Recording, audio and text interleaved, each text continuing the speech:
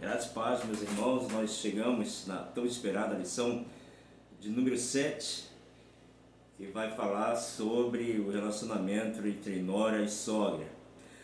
Você está preparado? E aí, a cada professor, eu oro para que nessas 1h30, 2 horas, a tua aula possa ser muito rica, porque esse assunto mexe com todos.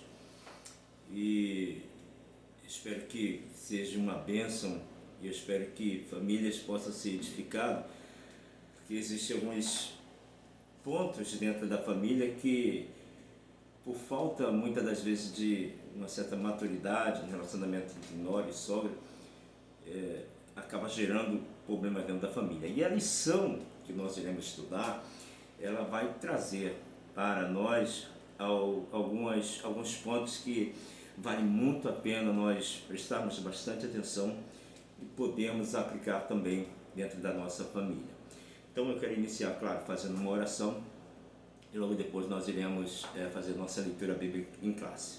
Oremos. Pai justo e santo, Senhor, nós rogamos, meu Pai, a Tua bondade, a Tua graça sobre as nossas vidas, sobre o Ministério Adeja, porque nós estamos, meu Pai, vivendo momentos difíceis na família e nada melhor do que a Tua palavra para poder estar nos orientando, para que possamos ser uma família que de fato venha agradar o Teu coração. Abençoe cada professor, cada aluno que estarão, Senhor, assistindo até mesmo essa videoaula e no domingo também em classe, que eles possam, Senhor, crescer mais no conhecimento, na graça e no amadurecimento, Senhor. Oração, meu Pai, que eu te faço no nome de Jesus Cristo. Amém. Irmãos, lição de número 7, relacionamento entre nora e sogra. Nosso texto áureo, que se encontra em Ruth, capítulo 1, versículo de número 16. Disse, porém, Ruth: não me inste para que te deixe e me afaste de ti, porque aonde quer que tu fores, irei eu, e onde quer que pousares à noite, ali pousarei eu. O teu povo é o meu povo, e o teu Deus é o meu Deus. Ruth, capítulo 1, de número 16, versículo de número 16. Nossa verdade prática. A fé cristã exalta o amor familiar, e mais especificadamente, o respeito e a honra entre nora e sogra, bem como genro e sogro. Nossa leitura bíblica em classe. Sucedeu nos dias em que os juízes julgavam, houve uma fome na terra, pelo que um homem de Belém de Judá saiu a peregrinar nos campos de Moabe, ele, sua mulher e seus 2 filhos. Era o nome deste homem Elimeleque, e o nome de sua mulher Noemi, e os nomes de seus 2 filhos Malom e Quilion, efrateus de Belém de Judá. E vieram aos campos de Moabe e ficaram ali. E morreram Elimeleque, marido de Noemi, e ficou ela com seus 2 filhos, os quais tomaram para si mulheres moabitas, e era o nome de um Orfa, e o nome de outra Ruth, e ficaram ali quase 10 anos. Morreram também ambos, Malom e Quilion, ficando assim esta mulher desamparada dos seus 2 filhos e de seu marido. E disse Noemi às suas 2 noras: ide, voltai cada um à casa de sua mãe, e o Senhor use de benevolência, como usaste com os falecidos e comigo. Tornai filhas minhas, ide-vos embora, que já muito velha sou para ter marido, ainda quando eu dissesse, tenho esperança, ou ainda que esta noite tivesse marido, e ainda tivesse filhos, esperar-los-eis até que viesse a ser grandes, deter-vos-eis por eles, sem tomardes maridos? Não, filhas minhas, que mais amarga é a minha dor, que mais amarga é a mim do que a vós mesmos, porquanto a mão do Senhor se descarregou contra mim. Então levantaram a sua voz, tornaram a chorar, e Orfa beijou a sua sogra, porém Ruth se apegou a ela. Irmãos, nossa introdução. Nesta lição, estudaremos uma das mais belas histórias bíblicas em que se exalta o amor e a virtude da mulher moabita chamada Ruth. É a história de um drama familiar que envolve o luto, a subsistência e a desesperança. Trata-se de uma crise generalizada de pobreza, doença, viuvez e morte. Contudo, neste drama familiar, a obstinação de Ruth se destaca, pois ela foi capaz de superar as dificuldades com atitude de fé, inteligência, lealdade, persistência e esperança. É a narrativa bíblica de uma nora que cultivava um verdadeiro amor no coração pela sua sogra e por isso foi capaz de enfrentar a crise da escassez numa terra inóspita, longe de seu povo original. Temos muito o que aprender com o relato bíblico do relacionamento entre Ruth e sua sogra Noemi. Irmão, vamos para o nosso primeiro tópico. A crise econômica na terra da Judéia. A escassez que provocou a fome, casa de pão. O alimento básico das famílias que viviam na região da Judéia estava escasso por causa do mau governo dos últimos juízes de Israel, que abandonaram o Senhor, a cidade de Belém, de onde Noemi saiu com seu marido Elimeleque. Era o lugar em que anteriormente sofreu de sequidão e escassez. Ora, a palavra Belém significa casa de pão, mas a cidade do pão estava sem o pão que representava o sustento material do povo.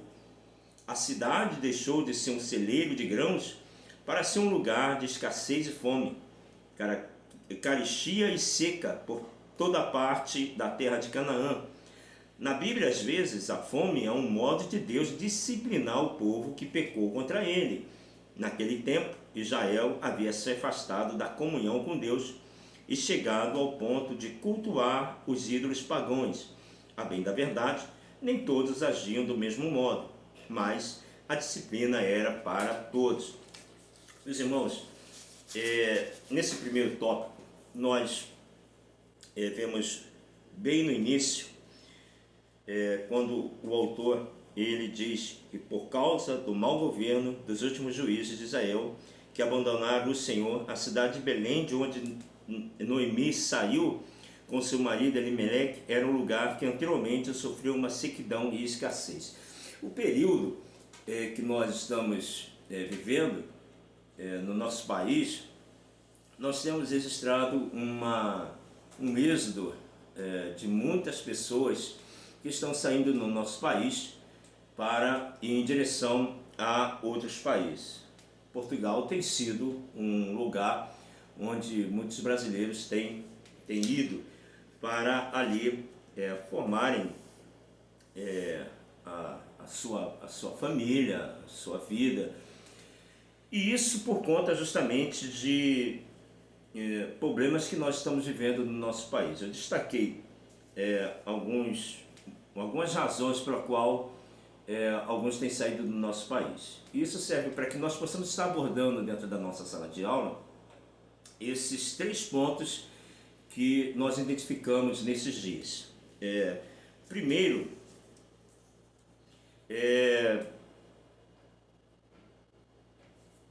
deixa eu ver, eu coloquei aqui a ordem econômica que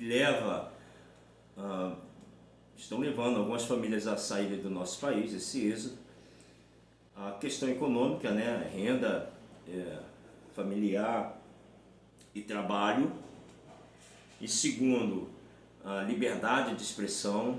Hoje nós estamos vivendo um momento difícil no nosso país, onde a liberdade de expressão tem sido cerceada, e não me admiro de chegar a um tempo em que também a igreja passará também por essa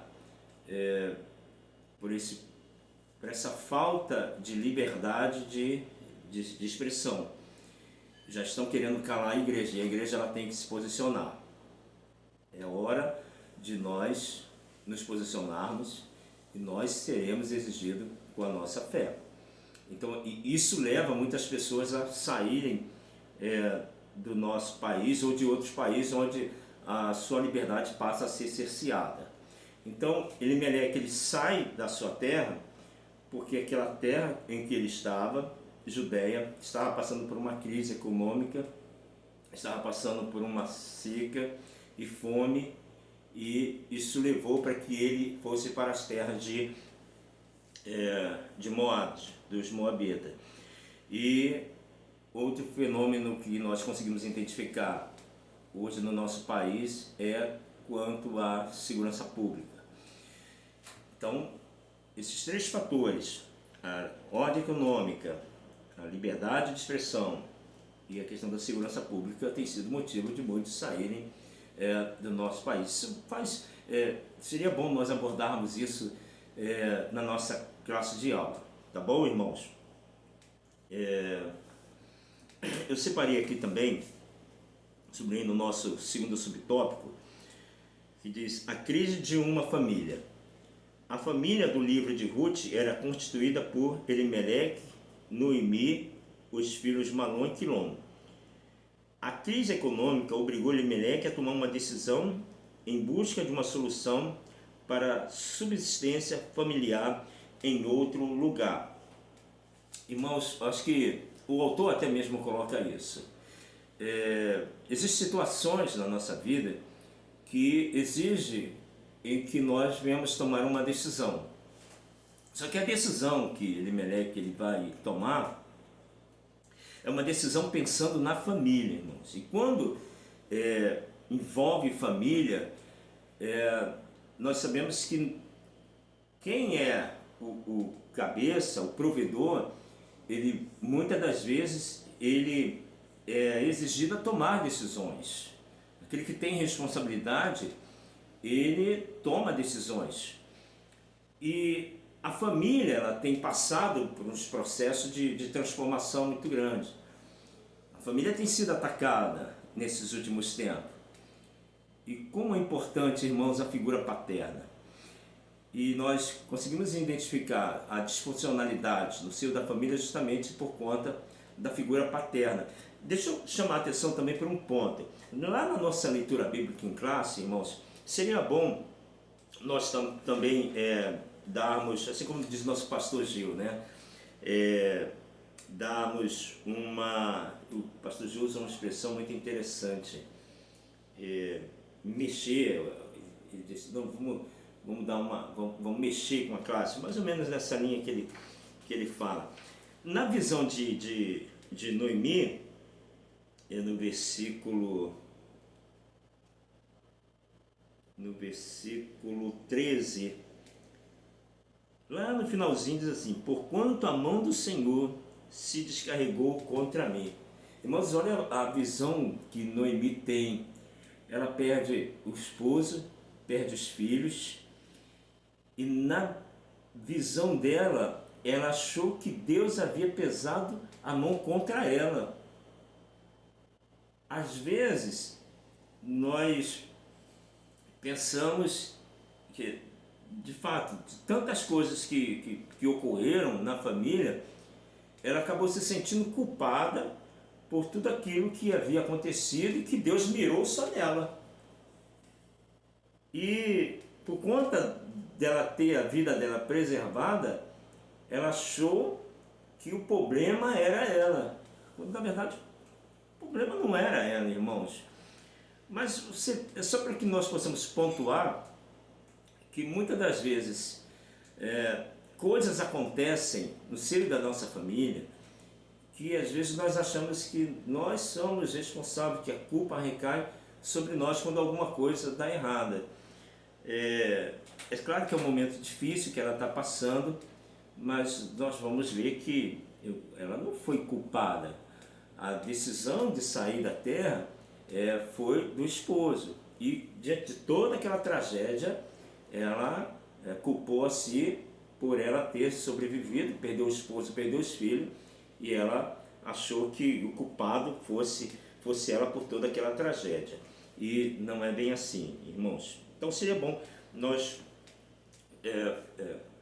fazermos essa abordagem na nossa sala, porque de repente tem família que está vivendo algum problema dentro da sua casa e ela pode achar que tudo que está acontecendo é por culpa dela. Deus está no controle de tudo. Nosso segundo tópico, eu separei aqui na quarta linha, né? Que eu comentei que a crise econômica obrigou Elimeleque a tomar a decisão em busca de uma solução para a subsistência da sua família. É uma decisão que ele tomou naquele momento de desespero, mas nós que somos o cabeça do lar, temos que ser ponderados muitas das vezes nas decisões que nós vamos tomar, porque as decisões, irmãos, principalmente quando nós somos casados, quando temos família, decisões dentro do nosso lar, ela tem que ser dividida. Ela não pode ser decisões que seja tomado à luz da subjetividade.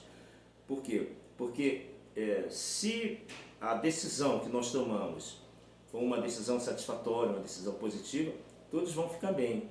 Mas se não for, as pessoas que estão ao nosso entorno acabam pagando um preço muito alto por uma decisão que foi subjetiva.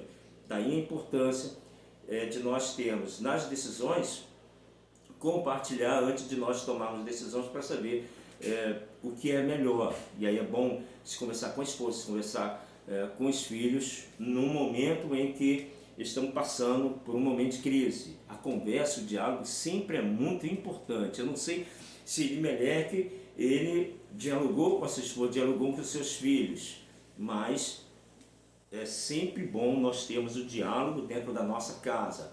Por que as famílias hoje encontram problemas sérios, irmãos? Por quê? Porque falta diálogo dentro do lar, dentro da família. Decisões não podem ser tomadas de maneira subjetiva.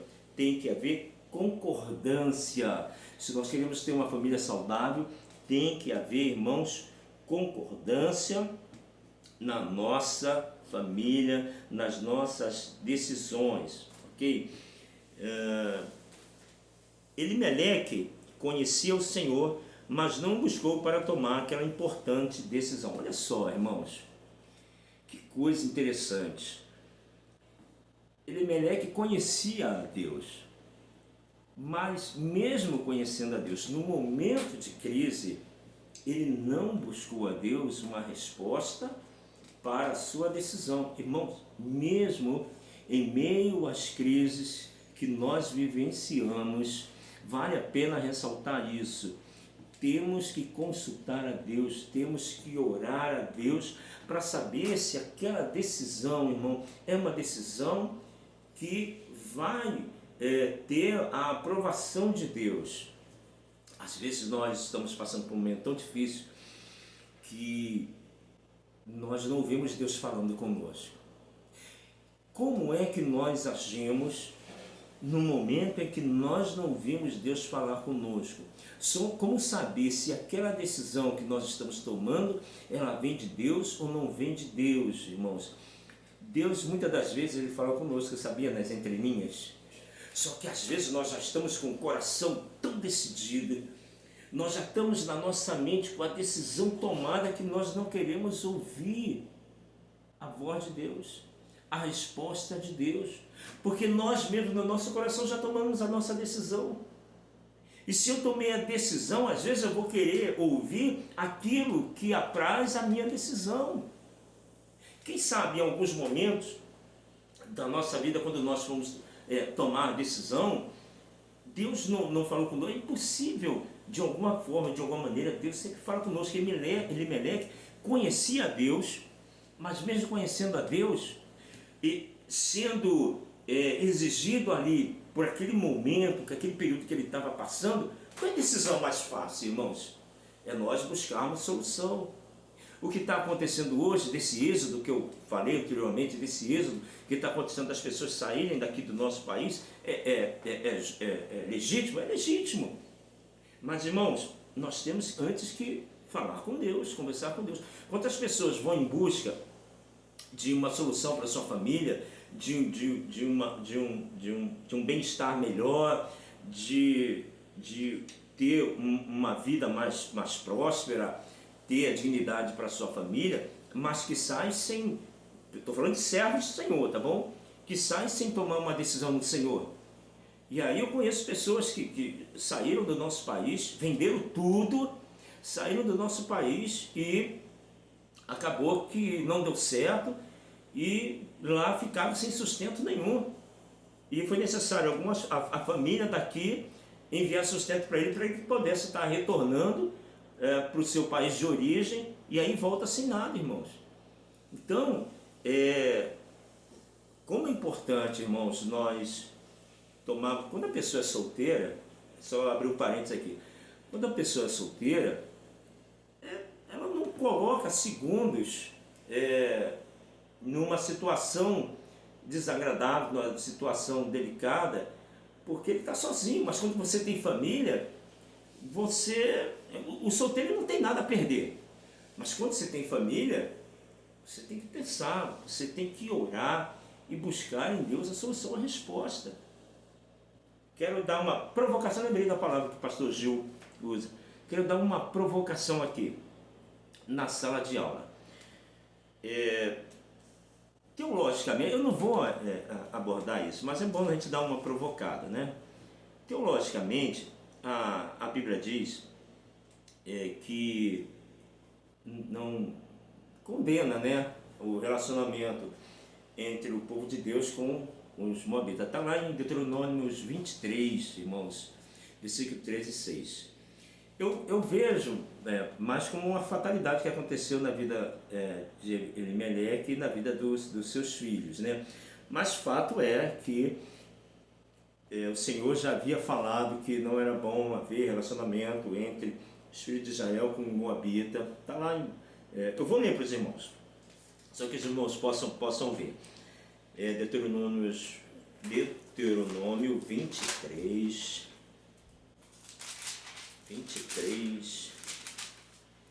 de 3 a 6. Nenhum amonita, nem moabita entrará na Assembleia do Senhor, nem ainda na 10ª geração nunca poderão entrar na Assembleia do Senhor, pois não foram ao vosso encontro com o pão e a água no caminho quando saíste do Egito. E, além disso, subornaram contra ti a Balaão, filho de Beor, de Petor, da Mesopotâmia, para te amaldiçoar. O Senhor teu Deus, porém, não quis ouvir Balaão, antes trocou em bênção a maldição, porque o Senhor, o teu Deus, te ama.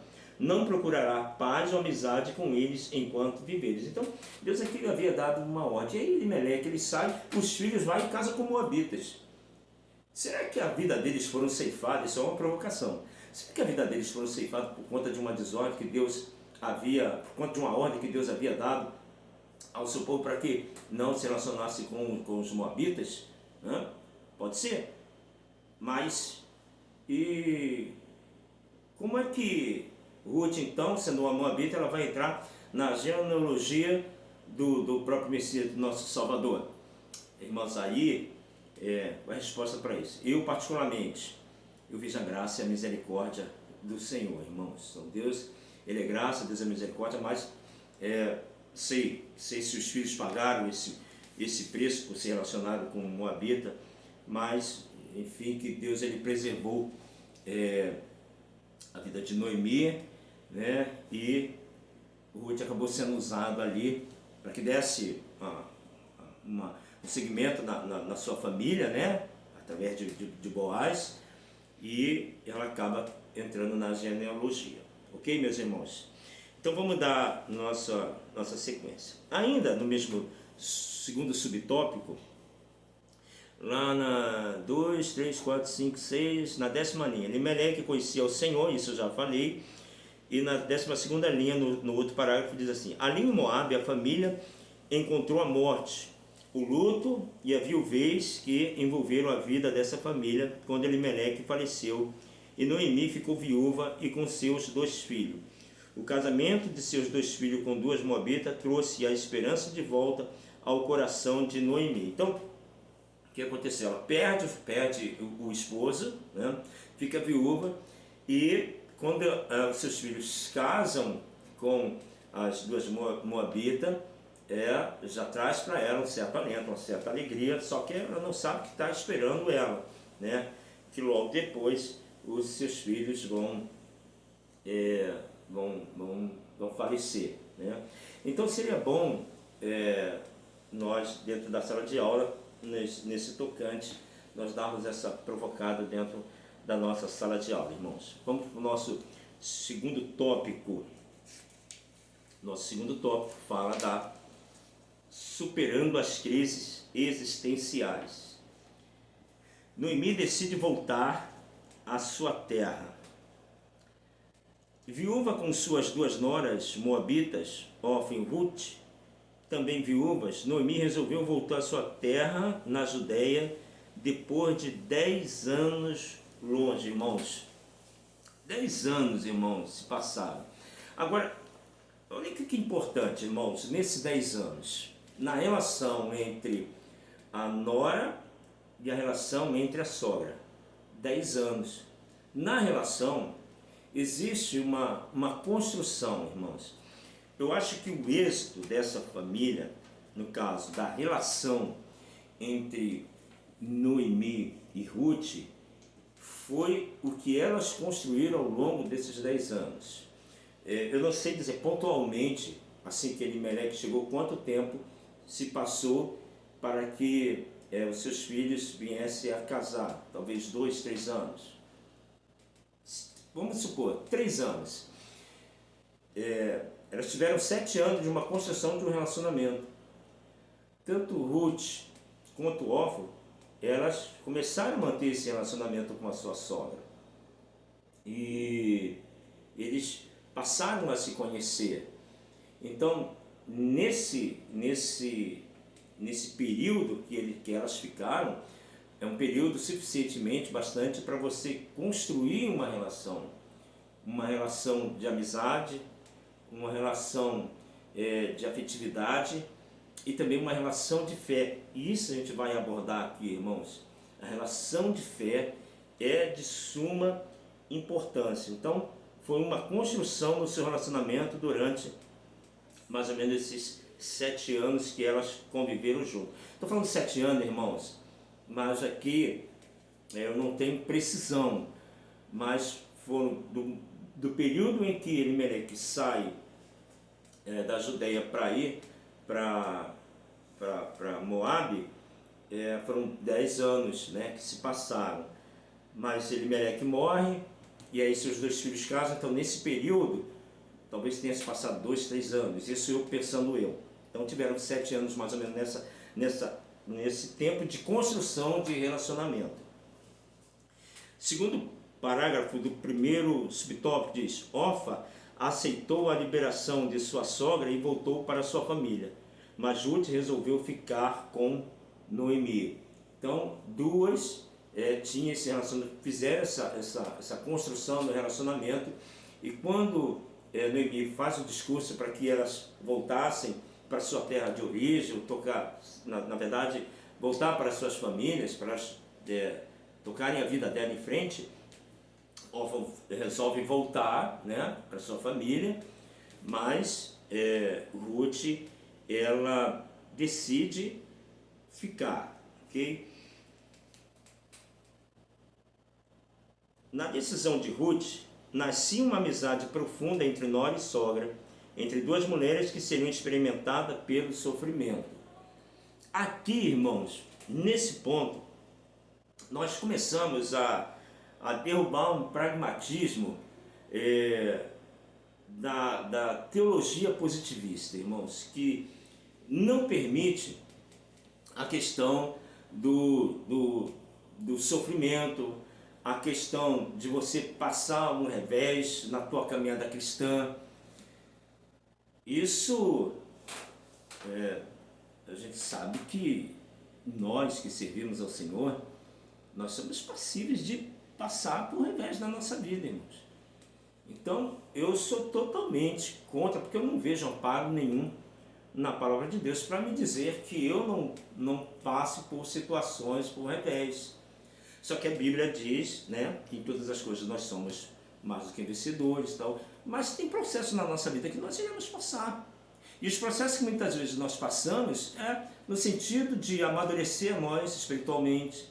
São momentos que Deus separa, às vezes no deserto, para que nós possamos nos chegar mais a Ele, para conhecer mais a Ele. Então, nós não podemos rejeitar muitas das vezes os processos que nós passamos na nossa vida. Agora, é claro, né? Você vai olhar para a tua vida e vai fazer uma autoanálise para saber se aquilo que você está passando é resultado, muitas das vezes, do pecado, que todo pecado tem uma consequência, ou se você, fazendo essa análise, você vai assim, olha, é um processo que eu estou passando e Deus ele sabe de tudo, né?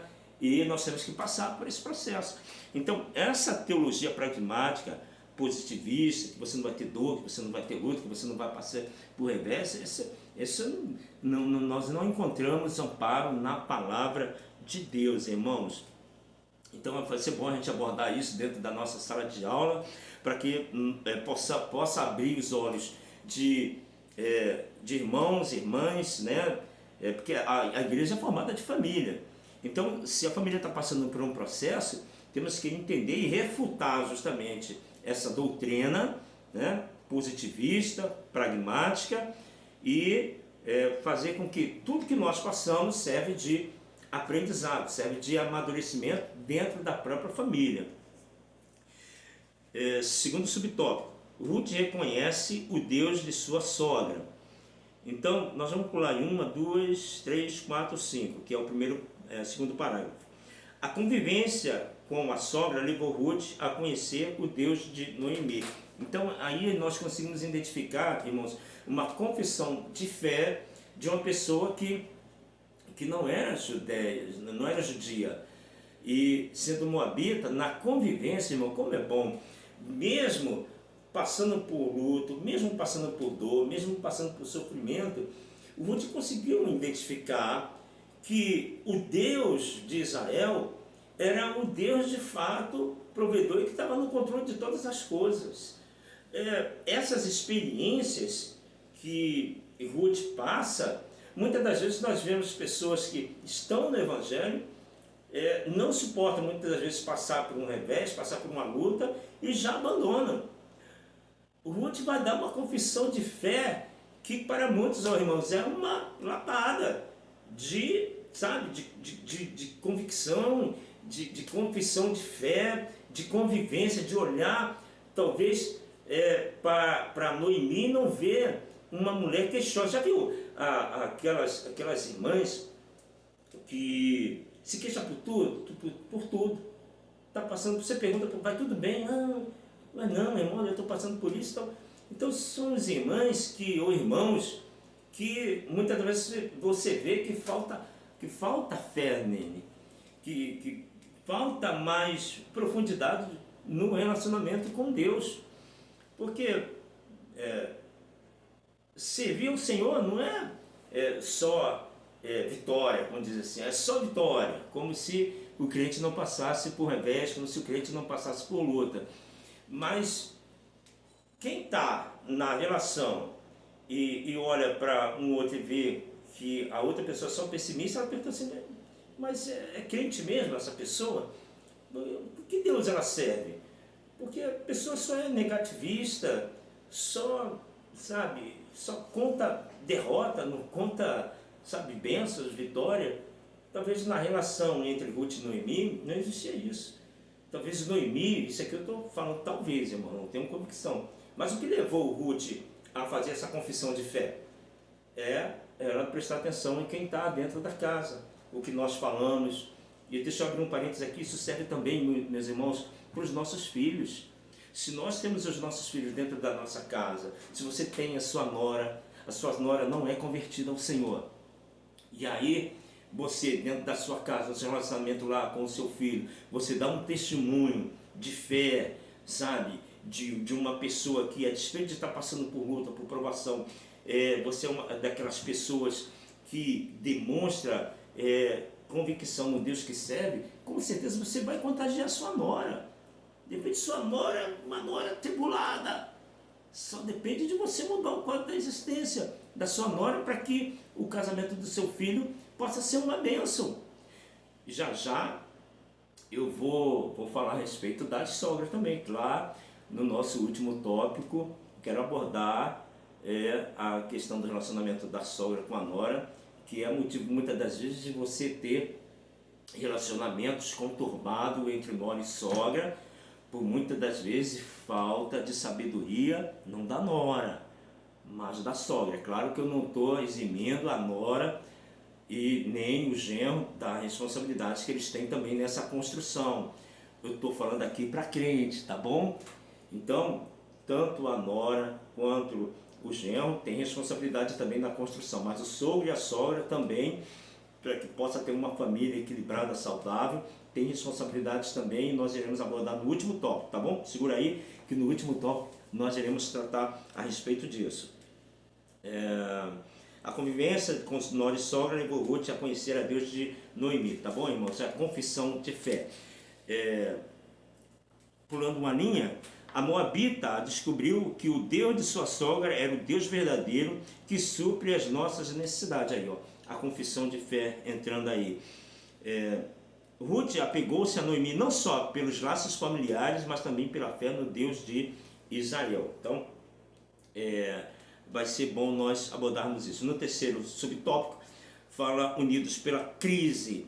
Lá no finalzinho, irmãos, no último parágrafo diz assim: já imaginou como ficaria muito mais pesada a carga de Noemi e Ruth se elas não estivessem unidas? Então, é no momento, muitas das vezes, de crise, que os laços afetivos familiares vão criar uma base sólida, quando ambas têm maturidade para encarar de frente problemas que nós passamos e que está inerente a todo mundo. Então, se a família está passando por uma crise, e aí você tem a sua nora, você tem o seu genro, estão passando por uma crise, nós temos que saber administrar essas crises, né? Por que tem problema? Não vou abordar isso agora não, fica para o último tópico. Mas o importante é dizer, nós enfatizamos aqui, né, que no momento em que eles estavam passando por um momento difícil, elas se manteram unidas. A importância de se manter unido no momento realmente de crise, irmãos. Nosso terceiro tópico diz assim: a chegada à terra de pão. Segundo parágrafo diz: os antigos conhecidos de Noemi queriam saber o que havia acontecido com sua família. Ela ainda era uma mulher amargurada, com as duras experiências passadas em Moabe, e preferia ser chamada de Mara, cujo significado em hebraico é amargo. Irmãos, passaram-se 10 anos. Eu sei que de fato não é fácil quando você olha em volta e você vê que você está desempregado, que está começando a faltar coisa dentro da sua casa, né? Eu já passei por um período desse, né? Um ano desempregado, mas nesse um ano, graças a Deus, o Senhor na época me sustentou. Mas, irmãos, desse um ano, quanto crescimento espiritual eu tive. Foi um momento que Deus me separou para que eu pudesse estar crescendo, lendo a palavra de Deus, me aprofundando na palavra de Deus. Então, há um tempo para todas as coisas.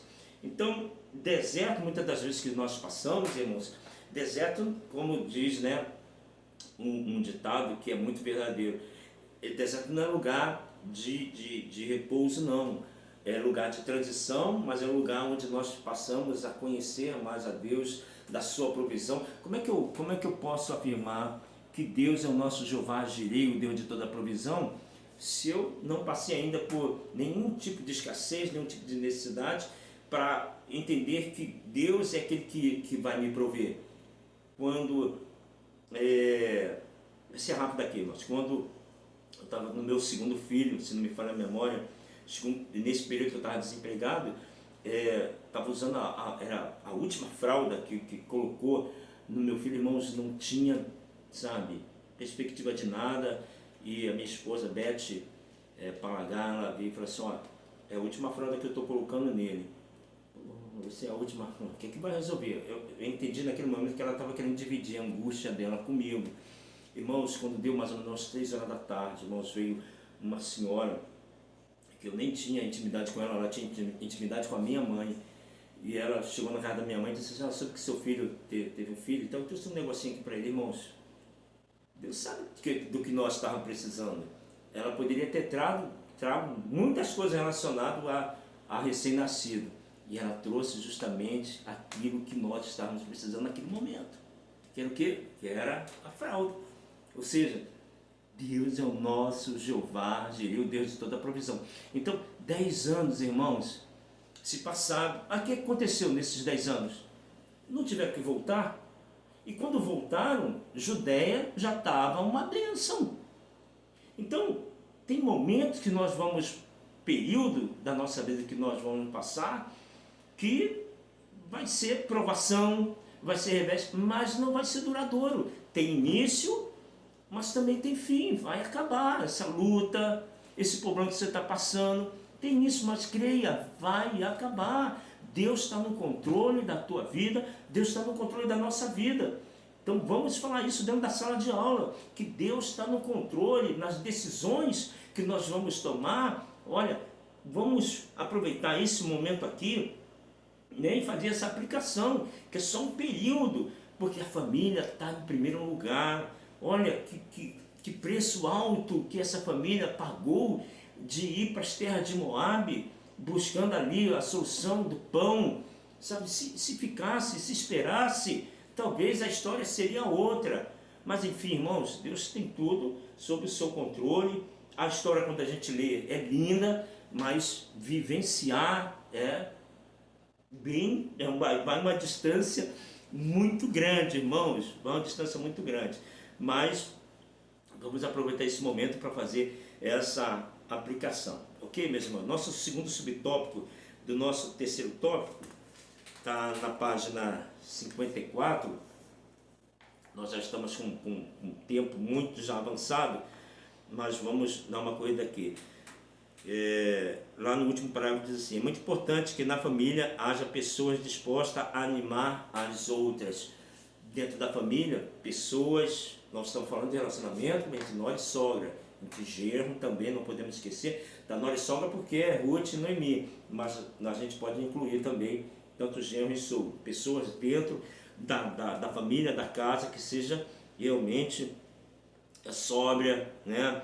Que seja disposta a trazer uma palavra de ânimo e dizer: ó, Deus está no controle, vai passar, né? Terceiro subtópico, no segundo parágrafo diz assim: Ruth se dispôs a trabalhar pelo seu sustento e de sua sogra Noemi. Dentro da família, eu botei aqui, é necessário entender que ninguém pode ser pesado para ninguém, né?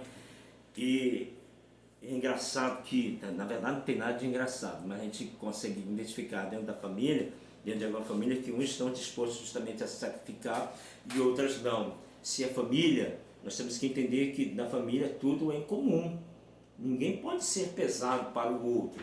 Se um trabalha, o outro não pode estar de braços cruzados, ficar só nessa dependência, não. Todos têm que se mobilizar, né? Por quê? Porque se a família é algo comum, todos têm que estar nesse mesmo sentimento, né? Para que possa ter dentro da casa um bom relacionamento, tá bom? É claro que nós estamos falando aqui,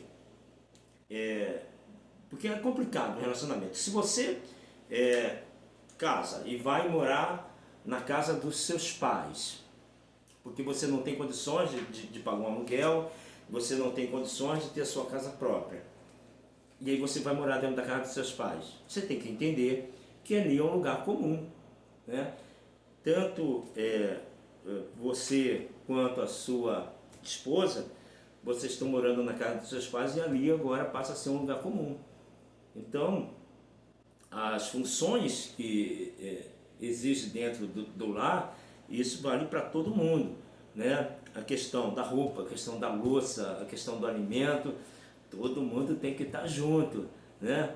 Se tem louça na pia suja, quem sujou tem que lavar, porque a mãe que está em casa, ela já está com a sua vida praticamente resolvida. E aí aquilo ali, ela deixou você estar dentro da casa dela por um período de tempo, entendendo da sua situação. Então, ninguém pode ser pesado para ninguém, porque vai começar a ver o quê? Vai começar a ver atrito dentro da família. Vamos passar logo para o quarto tópico para a gente abordar logo esse assunto. No quarto tópico, irmão, diz assim: Ruth encontra remidor da família. Aí, lá no terceiro subtópico, eu já vou pular para o terceiro subtópico, diz assim: o relacionamento entre nora e sogra tem muito a ver com o equilíbrio do relacionamento familiar. Se a relação entre elas não for sadia, muitas outras relações familiares podem ser afetadas. Então, esse aqui, para mim, é um ponto muito crucial na relação entre nora e sogra, entre genro e sogro. Por quê? O problema que nós conseguimos identificar nessa relação entre nora e sogra, e aí eu volto lá no início e digo que essa relação entre Noemi e Ruth foi uma construção, irmãos, ao longo de quase que uma década, né? E tem que haver dentro dessa relação um respeito. O problema que nós conseguimos identificar entre nora e a sogra é porque muitas das vezes a sogra não entendeu ainda que o seu filho agora ele pertence a outro tipo de família, ao núcleo familiar, né? Ele saiu agora e foi construir a sua família. O vínculo que eles têm agora é mais afetivo, somente isso. Só que muitas das vezes a mãe ela não compreende isso, que agora ela perdeu o filho. O vínculo agora é só afetivo. Só que ela olha para o filho e vê que o tratamento que ela dispensava para o filho é diferente do tratamento que a nora dela está dispensando para o filho. Se ela cuidava bem do filho, passava a roupa do filho, o filho era bem alimentado, e agora olha para o filho, a camisa está amarrotada, ele já começa a criar um tipo de animosidade entre ela e a nora. Por quê? Porque a camisa do filho está amarrotada. Deixa ele, porque a esposa agora é ela que tem que cuidar disso, e ele também tem que se posicionar, porque ele sabe com quem ele casou. Então, se você começa a entrar, estou falando para agora para a sogra, tá? Entrar numa seara, que agora que não é sua, o que vai começar a acontecer? Vai começar a acontecer litígio dentro da própria família, conflito, né? E aí por isso que muitas das vezes a nora se volta contra a sogra, né? Outro exemplo aqui, o camarada está casado, isso acontece muito. O camarada casou, e ele está com a filha. E aí tiveram discussão. Na discussão, aí a filha chega e diz assim: vou para casa do meu pai, vou para casa da minha mãe. E aí o pai vai e aceita a filha dentro de casa. Com todo respeito, data vênia é um erro. Começa a gerar o conflito dentro da própria família. Qual é o posicionamento certo, ainda que muitas das vezes isso dói? É dizer assim: olha, agora você é casado, você tem que voltar para sua casa. Salvo, claro, se alguém está espancando alguém dentro de casa. Aí não, aí já é outra seara. Estou falando na questão do relacionamento, que acontece muitas vezes de ter atrito, de ter discussões e tal, que é normal numa família. Mas você não pode receber: vou para casa do meu pai e vou ficar uma semana. Você não pode fazer isso, receber teu filho dentro da tua casa. Teu filho agora tem casa, tem esposa, ele tem que resolver os problemas dele, porque agora ele é adulto, não é mais criança. Então, quando nós vemos problemas acontecendo dentro da nossa casa, no relacionamento entre nora e sogra, entre genro e sogro, passa muito por aí. Então, se nós queremos manter esse relacionamento saudável, como exemplo, Ruth e Noemi, tem que passar por aí.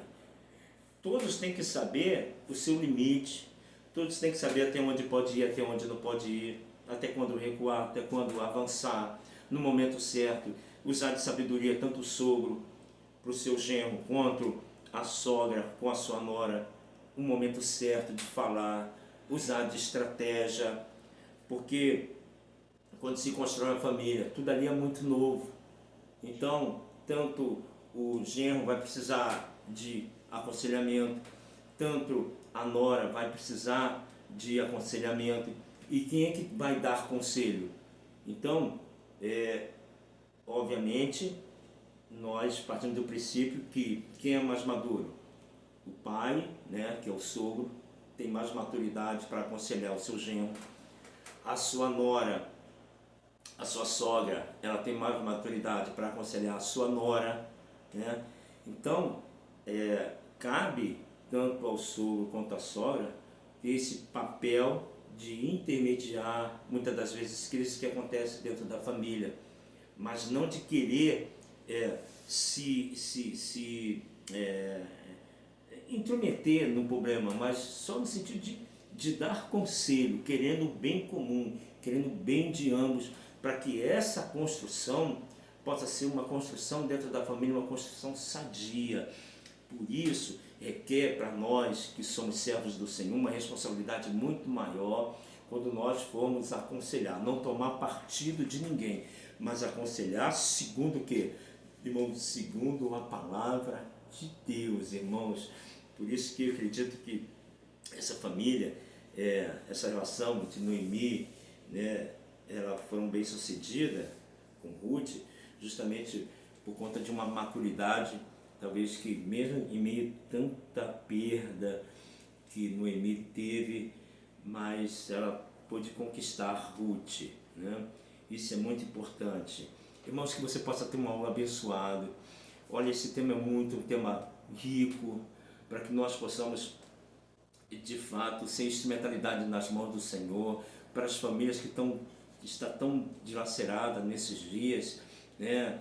Tantos divórcios acontecendo, isso cabe a nós que temos uma maturidade maior de poder estar aconselhando os nossos filhos, porque o casamento hoje, você sabe que a questão da separação está uma coisa muito banal, né? Banalizou a questão do casamento. Isso a gente encontra, isso até mesmo dentro de liderança cristã. Irmãos, estamos vivendo os últimos dias da igreja na terra e Deus conta conosco para que nós possamos ter essa instrumentalidade em suas mãos, tá bom, meus irmãos? Então, que você possa ter uma boa aula, que Deus abençoe, né? Abençoe o nosso Ministério Adeja, essa iniciativa dos nossos irmãos, com o painel pedagógico, que isso tudo, irmãos, é só instrumentalidade para que nós, professores e alunos também possam estar crescendo e que possamos também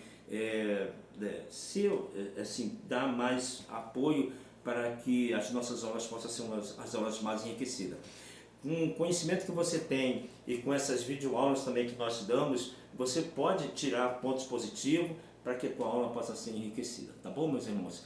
Então, a todos os professores, alunos, que Deus abençoe a nossa superintendência da ADEJA, que Deus abençoe as nossas irmãs, no nome de Jesus. E a nossa próxima aula, olha, lição de número 8, irmãos. O tema que nós iremos abordar na nossa próxima aula, a importância da paternidade na vida dos filhos. Um tema muito atual, a disfuncionalidade que nós estamos vivendo na família passa muito por aí, e também creio que vai ser uma aula muito rica, muito abençoada, tá bom, irmãos? Fiquem na paz, que Deus nos abençoe, irmãos, no nome de Jesus Cristo.